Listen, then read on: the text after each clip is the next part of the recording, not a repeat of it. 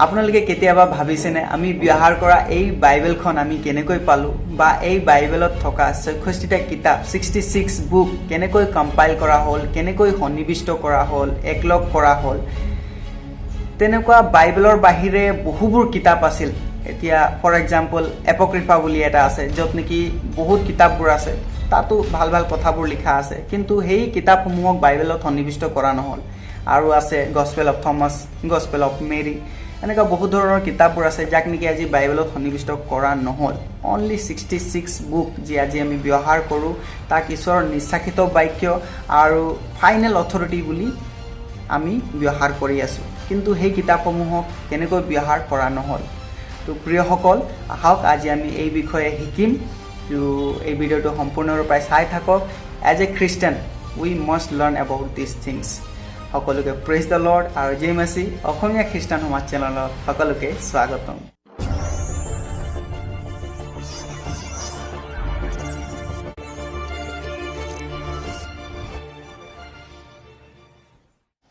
প্ৰথম শতিকাৰে পৰা যি আমাৰ চাৰ্চ লিডাৰবোৰ আছিল অধ্যাপকসমূহ আছিল এই যি বাইবেলক কম্পাইল কৰাৰ কথাত বহু মানে কষ্ট পাইছিল তেওঁলোকে কাৰণ বহুবোৰ কিতাপ আছিল আৰু তেওঁলোকে বিভিন্ন সমস্যাসমূহৰ সমাধান কৰিবৰ কাৰণে আৰু বিশ্বাসীবিলাকত বিশ্বাসত দৃঢ় কৰিবৰ কাৰণে তেওঁলোকে বিভিন্ন কাউন্সিল কৰিছিল আৰু তেনেকুৱাই এটা কাউন্সিলত যি কাউন্সিল অফ কাৰ্টেজ বুলি কোৱা হয় 397ত ৰখা হৈছিল সেই কাউন্সিলতে বাইবেলক একেবাৰে এই 66 বুকত তেওঁলোকে ফাইনেল অথৰিটি আৰু ঈশ্বৰৰ নিশ্চাখিত বাক্য বুলি ঘোষণা কৰিছিল এই বাইবেলক সন্নিবিষ্ট কৰা প্ৰচেছক কেননাইজেশ্যন বুলি কোৱা হয় কেননাইজেশ্যন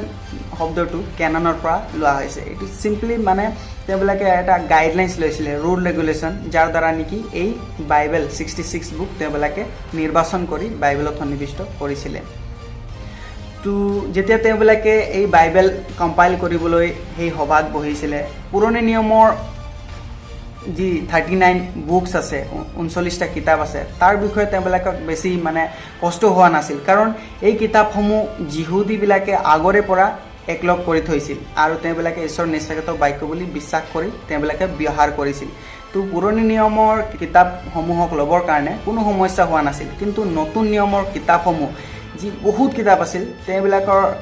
সেই কিতাপসমূহ সন্নিবিষ্ট কৰাৰ কাৰণে বা কোনটো কিতাপ ল'ব লাগিব বাইবেলত তাৰ বিষয়ে আলোচনা কৰাত তেওঁলোকৰ বহু কষ্ট হৈছিল আৰু নিৰ্বাচন কৰাত বহু অসুবিধা হৈছিল কিন্তু তেওঁলোকে কিছুমান ক্ৰাইটেৰিয়া ৰুল ৰেগুলেশ্যন আৰু গাইডলাইনছৰ দ্বাৰা তেওঁলোকে ঈশ্বৰৰ এই নিশ্চাখিত বাক্যক তেওঁলোকে নিৰ্বাচন কৰি সঠিক ৰূপে বাইবেলত সন্নিবিষ্ট কৰিব পাৰিলে তো সেই ৰুল ৰেগুলেশ্যনবোৰকে আমি কেননাইজেশ্যন বুলি কওঁ মানে কি প্ৰচেছ আছিলে তো আহক আমি সেই প্ৰচেছবোৰৰ বিষয়ে শিকিম কেনেকৈ তেওঁলোকে এই 66 বুক তেওঁলোকে নিৰ্বাচন কৰি বাইবেলত সন্নিবিষ্ট কৰিলে প্ৰথমটো আছিলে এই বাক্যসমূহ মানে কিতাপসমূহ যীশুখ্ৰীষ্টই কিবা কৈছিল নেকি এই কিতাপসমূহৰ বিষয়ে তো প্ৰিয়সকল আমি চাওঁ যীশুখ্ৰীষ্টৰ জন্মৰ আগেতো পুৰণি নিয়ম আছিলেই তো যীশুখ্ৰীষ্ট অহাৰ পাছত যীশুখ্ৰীষ্টই বিভিন্ন সময়ত পুৰণি নিয়মৰ কথাসমূহৰ বিষয়ে যীশুখ্ৰীষ্টই শিকাইছিল চিনাগত শিকাইছিল যীশুখ্ৰীষ্টই বিভিন্ন বাক্য পুৰণি নিয়মৰ বাক্যসমূহ পাঠ কৰিছিলে আমি যদি চাওঁ তেওঁ যেতিয়া শয়তানে পৰীক্ষা কৰিছিল সেই সময়তো তেওঁ পুৰণি নিয়মৰ বাক্য পাঠ কৰিছিলে চিনাগত গৈ তেওঁ যীশুখ্ৰীষ্টই ঈশ্বৰৰ বাক্যৰ পৰা শিকাইছিলে আৰু বিভিন্ন সময়ত যেতিয়া যীশুখ্ৰীষ্টই শিক্ষা দিছিলে শিষ্যসমূহক আৰু বেলেগ মানুহসমূহক তেতিয়া যীশুখ্ৰীষ্টই এই বাইবেলৰ পুৰণি নিয়মৰ বাইবেলৰ পৰাই তেওঁ শিক্ষা দিছিলে তো যেতিয়া আমি চাওঁ যীশুখ্ৰীষ্টই এই পুৰণি নিয়মৰ বাক্যসমূহ ব্যৱহাৰ কৰিছিলে তাৰ মানে যীশুখ্ৰীষ্টৰ কোনো সমস্যা নাছিল তেওঁ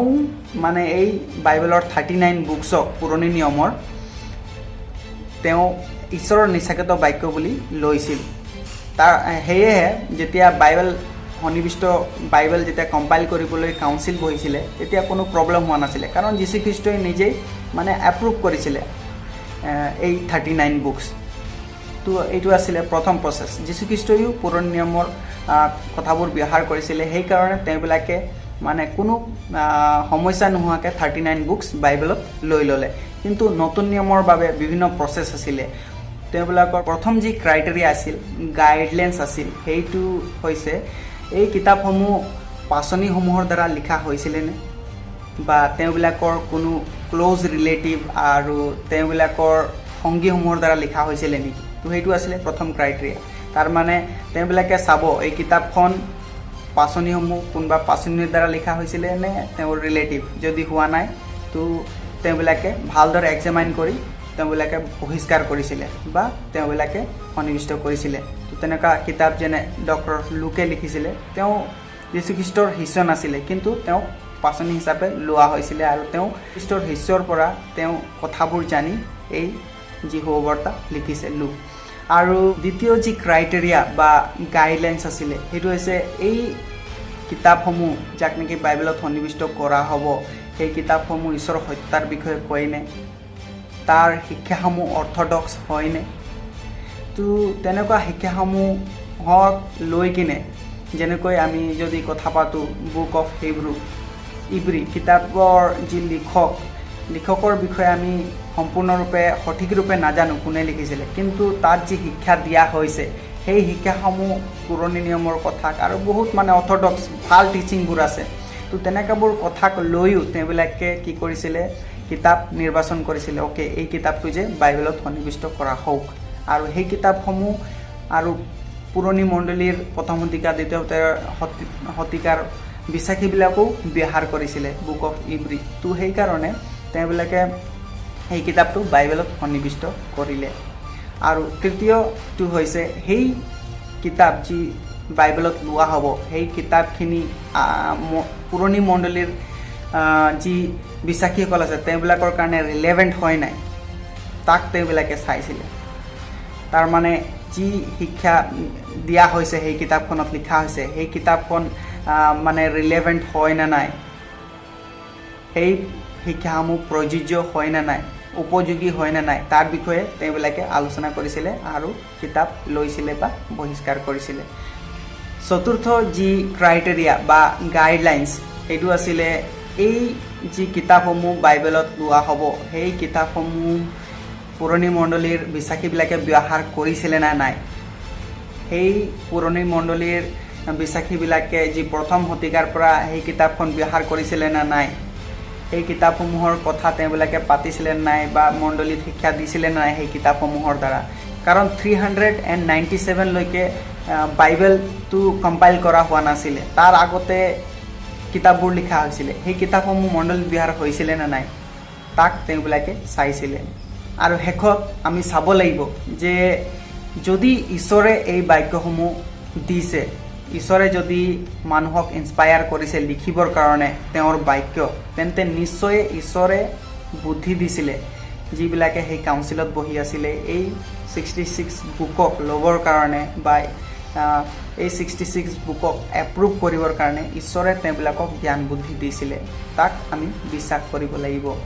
তাৰ বাহিৰেও আমি চাওঁ বাইবেলক কম্পাইল কৰাৰ আগতে, বাইবেলক একলগ কৰাৰ আগতে বহুতো যি চাৰ্চৰ লিডাৰসমূহ আছিলে, কিছুমানে মাৰ্টিয়াৰ হৈছিলে, তেওঁবিলাকৰ কিছুমান শিক্ষাত বাইবেলৰ কিছুমান ৰেফাৰেঞ্চ দিছিলে। তাৰ পৰাও এই কাউন্সিলত তেওঁবিলাকে কথা বতৰা কৰি কিছুমান কিতাপ সন্নিৱিষ্ট কৰিছে। এতিয়া আমি যদি চাওঁ পলিক্ৰাফৰ বিষয়ে 125 AD তেওঁ কিছুমান ইফিচিয়ালৈ লিখা কিতাপত কিছুমান শিক্ষা তেওঁ কথা কৈছে। আকৌ জাষ্টিন দ্য মাৰ্টিয়াৰ তেওঁ কিছুমান কিতাপৰ শিক্ষাৰ বিষয়ে কৈছে। আৰু আমি যদি আগত চাওঁ আইৰেনিয়াছ তেওঁ কিছুমান বাইবেলৰ শিক্ষাৰ কথাৰ বিষয়ে কৈছে। তো বাইবেল কম্পাইল কৰাৰ আগতে তেওঁবিলাকে সেই কিতাপসমূহ পঢ়িছিলে আৰু গম পাইছিলে যে এইবোৰ ফাইনেল অথৰিটি আৰু ঈশ্বৰৰ বাক্য। আৰু সেইকাৰণে 197 কাৰ্টেজত যি কাউন্সিল হৈছিলে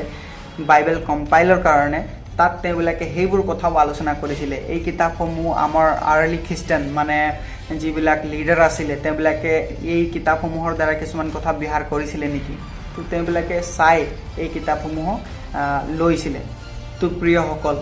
বাইবেল কম্পাইল কৰাত, একলগ কৰাত বহুত ডাঙৰ প্ৰচেছ আছিল আৰু এইটো বহুত ডাঙৰ কাৰ্য আছিল। কাৰণ কোনটো ঈশ্বৰৰ নিশ্চাসিত বাক্য তাক চিনাক্তকৰণ কৰাত যদি ঈশ্বৰৰ সহযোগিতা, ঈশ্বৰৰ আশীৰ্বাদ নথকা হ'লে আজি আমি এই 66 কিতাপ নাপালোহেঁতেন।